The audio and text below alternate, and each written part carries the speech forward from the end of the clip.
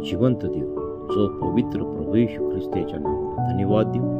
पौलाचे करिंदकरास दुसरे पत्र याचा 2 अध्याय 12 वचनापासून मी आपल्यासाठी वाचतो। शुभ वृत्तामुळे उद्भवणारी संकटे व जयोत्साहाने प्रसंग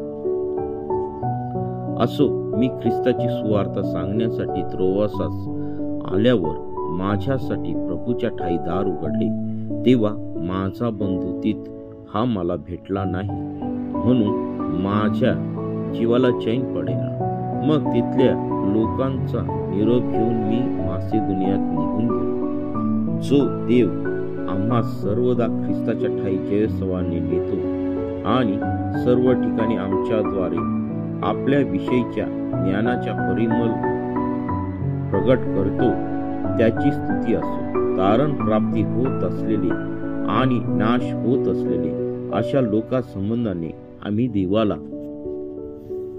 संतोषदायक असा ख्रिस्ताचा परिमल आहोत। एकाला मृत्यूचा मरणसूचक गंध आणि एकाला जीवनाचा जीवनसूचक गंध आहोत। हे कार्य करावयास कोण लायक आहे?